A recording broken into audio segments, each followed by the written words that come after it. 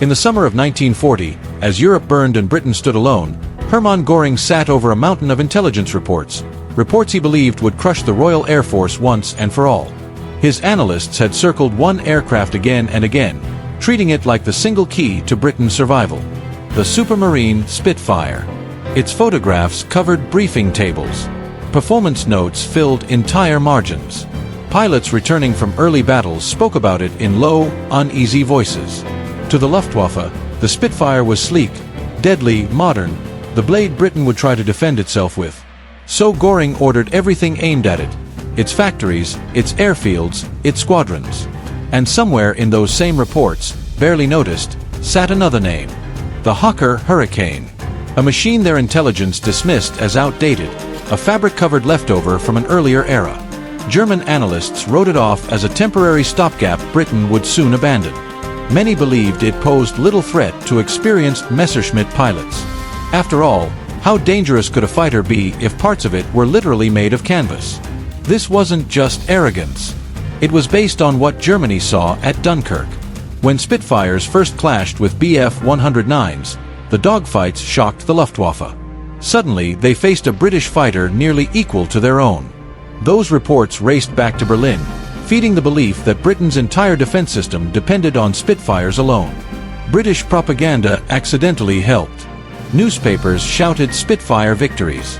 Newsreels showed Spitfires launching to heroic music.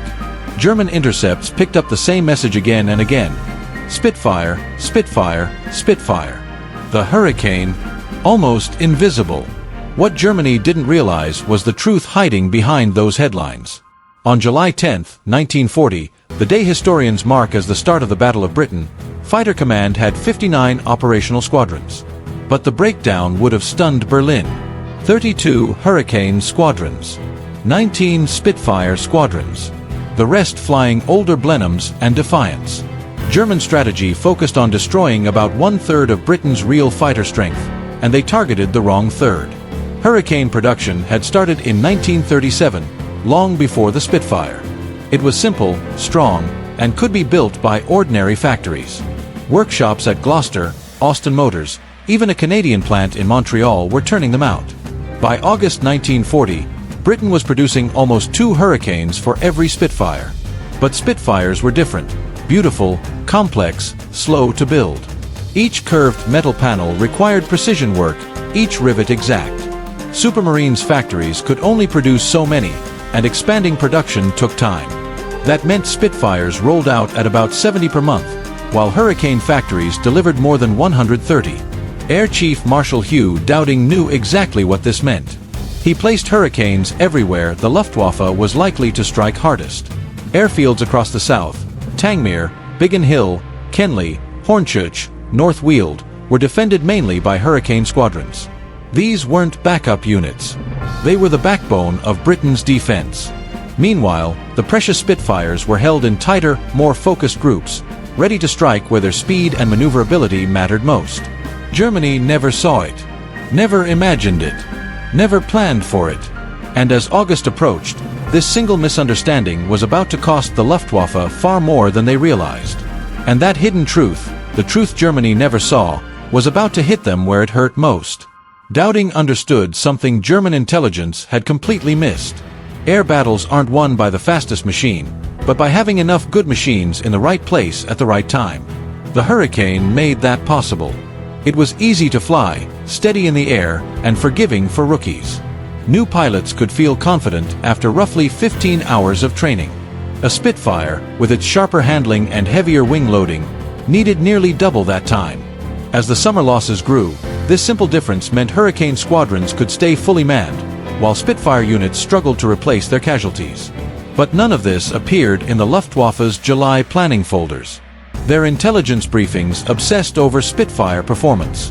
Hurricane airfields were labeled as secondary sites, almost afterthoughts. Bomber crews were warned to fear Spitfires, while the fighter that actually outnumbered them by 40% was barely mentioned. The result was a disaster of Germany's own making. When historians later tallied the confirmed kill numbers, even Britain was surprised.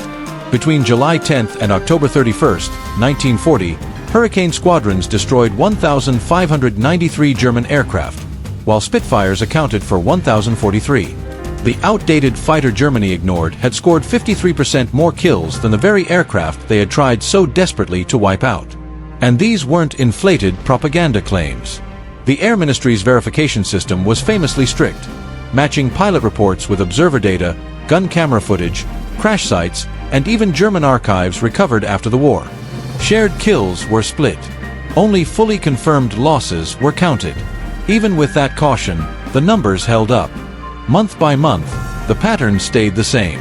In August, the fiercest month of the battle, Hurricanes downed 512 German aircraft. Spitfires got 308. On August 15th, one of the Luftwaffe's largest attacks, Hurricanes claimed 75 kills versus the Spitfires' 48. Even in September's desperate defense of London, Hurricanes consistently produced higher tallies. Individual units proved it too. A number 17 squadron, Hurricanes, tallied 61 kills. A number 85 squadron totaled 52. A number 249 squadron scored 50. Meanwhile, top Spitfire units, number 74 and number 65 squadrons, claimed 38 and 35. The highest scoring Spitfire squadron barely matched the average Hurricane squadron. The same trend appeared among ace pilots. Squadron leader Eric Leach reached 16 kills in Hurricanes. Flight Lieutenant James Nicholson, the only RAF pilot to win the Victoria Cross during the battle, flew a Hurricane when he kept firing at a Bf-110 even as his cockpit burned around him on August 16th. But the most revealing detail was what the Hurricane destroyed. Analysis showed Hurricanes took out the bulk of Germany's bombers, Do-17s, He-111s, Ju-88s, the real threat to British cities and factories. Spitfires focused mostly on Bf-109s and Bf-110s, the escorts. This wasn't luck. It was strategy. The Luftwaffe had concentrated on the wrong enemy. They feared the Spitfire, but it was the Hurricane, calm, durable, and endlessly reparable, that was ripping apart their bomber streams. Ironically, the very feature German pilots mocked, the fabric-covered rear fuselage, was part of its strength. Cannon shells tore through it without shattering the structure, holes simply punching clean in and out. A Spitfire's stressed aluminum skin could deform badly under similar hits. Hurricane pilots often landed with dozens of bullet holes without losing control. Sidney Cam had built the Hurricane with a simple philosophy. Make it tough, make it simple, make it easy to fix. Its steel tube frame was rugged. Mechanics could patch fabric panels or replace spars in hours, not days. Spitfires often needed factory-level repairs. Hurricanes could be rebuilt right on the airfield. And its armament, a stable platform of 8 Brownings in thick wings, made it lethal against bombers. The recoil didn't shake the airframe like the Spitfire's thinner wings did. When a Hurricane lined up behind a Heinkel or Dornier, the pilot could hold a solid, steady burst long enough to hit engines, fuel tanks, and cockpits with brutal accuracy. Even its lower top speed didn't matter. Bombers cruised around 180 to 200 miles per hour. Hurricanes easily caught them, attacked, and re-attacked, often in tight climbing turns where the Spitfire risked stalling. German crews reported how relentlessly Hurricanes came back for another pass. Everything Germany misread as weakness was actually strength. Strength perfectly suited to defense of Britain. Air Vice Marshal Keith Park knew it. His standing instructions were clear and deadly. Spitfires take the escorts. Hurricanes take the bombers. And with radar stations feeding precise information to sector controllers, this strategy was about to turn the skies of southern England into a battlefield Germany had never prepared for this strategy. Polished through July and fully matured by August, turned German assumptions against them. Luftwaffe bomber crews expected to be hit by Spitfires, the fighters they'd been warned about in every briefing.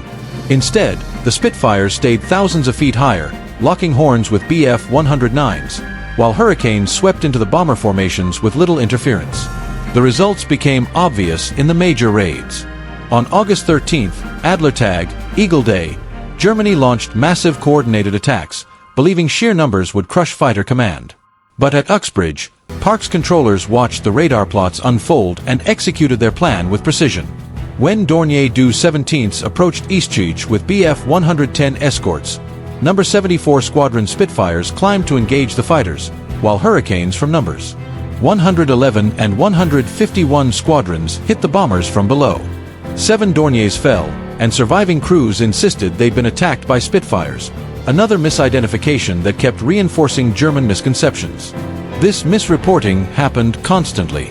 German crews, trained to fear the Spitfire, routinely described every RAF attack as a Spitfire attack, even when Hurricanes were responsible. Post-war debriefings showed Heinkel crews recalling high-speed diving attacks that matched Hurricane tactics, not Spitfire behavior. The error worked in Britain's favor. The Luftwaffe never corrected its threat assessment. Park's controllers also had tactical flexibility. Bases like Biggin Hill, Kenley, and Hornchurch held a mix of Hurricanes and Spitfires, allowing responses to match raid size and escort strength. Heavy raids with strong fighter cover received both types, Spitfires climbing high, Hurricanes striking low. Smaller raids often drew Hurricanes alone, preserving Spitfires for the next major battle. This fluid approach kept German analysts guessing about actual RAF strength. Squadron leaders adapted too. Tom Gleave of No. 253 Squadron trained his Hurricane pilots to attack from slightly below and behind, aiming directly at bomber engines. The method worked. His unit claimed more than 60 confirmed kills, mostly bombers. Other German crews began reporting that British fighters seemed to know exactly where to strike. Controllers refined interception routes as well. Hurricanes were placed on ideal climb paths to meet predictable German approach lines from France. Meanwhile, Spitfires launched from separate fields to intercept escorts earlier, forcing Bf-109s into fuel-draining dogfights before they could protect the bombers. By late August, this high-low fighter-bomber split had become standard procedure in fighter command. Still, German intelligence fixated on Spitfires alone. August 18th, later called the hardest day, showed the price of that failure. Germany launched major attacks on Kenley, Biggin Hill, and other crucial sector stations. They expected to find rows of Spitfires on the ground. Instead, many of those fields housed Hurricanes. When low-flying Du-17s reached Kenley, Hurricanes from No. 64 Squadron intercepted them mid-run. Michael Crossley led 8 Hurricanes into the formation, their combined fire bringing down 3 Dorniers and scattering the rest. Farther east, No. 56 Squadron tore through Ju-88s heading for Manston. 5 shot down within minutes. Surviving German crews again reported overwhelming Spitfire attacks. On August 24th, Hurricanes from No. 151 Squadron intercepted He-111s near Canterbury. Squadron leader Eric King used perfect positioning, sun behind them, altitude advantage, and his pilots smashed the defensive formation, sending 4 Heinkels down and crippling several more. New tactics kept evolving. Squadron leader Stanford Tuck, briefly commanding No. 257 Squadron, introduced the layered attack, splitting Hurricanes into elements striking from different heights and angles to overwhelm bomber gunners. The method spread rapidly, and by early September German crews began reporting British fighters as unusually coordinated and deadly. September 7th brought a dramatic shift. Hitler ordered huge raids on London in retaliation for British bombing of Berlin. Göring assembled nearly 300 bombers with 600 escorts. Every available Hurricane unit scrambled. No. 249 Squadron met the first wave over Gravesend, where James Nicholson earned the Victoria Cross after shooting down a Bf-110 while his own aircraft burned. Polish Hurricane units fought with exceptional ferocity. No. 303 Squadron, flying from Nordholt, ripped into a Dornier formation, scoring 16 confirmed kills in a single afternoon. Then came September 15th, now remembered as Battle of Britain Day. German intelligence assured Göring that fighter command was finished. Instead, 23 RAF squadrons rose to meet the assault. Hurricanes again carried much of the load. No. 242 Squadron claimed 14 kills. No. 1 Squadron added 9. By nightfall, Germany had lost around 60 aircraft, most to Hurricanes. Squadron leader Peter Townsend of No. 85 Squadron finished the battle with 11 confirmed victories, his reports describing disciplined, methodical bomber attacks. Yet newspapers celebrated Spitfire squadrons almost exclusively. Townsend later wrote of reading articles crediting Spitfires for battles his Hurricanes had actually fought. This imbalance stung many pilots. Flying officer Billy Drake recalled dark jokes in the mess about being the invisible defenders, watching newsreels that showed Spitfires scrambling while Hurricanes, often taking off from neighboring fields, were simply edited out. There was no resentment toward Spitfire units, the rivalry was friendly, but the persistent lack of recognition felt unfair. Polish pilots felt it even more sharply. Number 303 Squadron, Flying Hurricanes, finished as the highest-scoring unit of the entire battle with 126 confirmed kills. Jan Zumbach reached 13 victories. Witold Urbanowicz scored 15. Yet British media routinely framed Polish success in condescending tones and still defaulted to mentioning Spitfires even when these pilots had flown Hurricanes exclusively. Some Hurricane pilots wondered if this was deliberate. Wing Commander Tom Gleave later suggested the Air Ministry preferred showcasing Spitfires for morale and propaganda. The sleek, modern fighter looked impressive on posters, while the Hurricane's boxio lines and fabric skin seemed old-fashioned. In a war where public confidence rested partly on believing Britain possessed cutting-edge technology, highlighting the less glamorous aircraft doing most of the work may have seemed risky. And as the wartime narrative settled, the imbalance only deepened. In the immediate post-war years, the same pattern repeated itself across books, magazines, and official publications.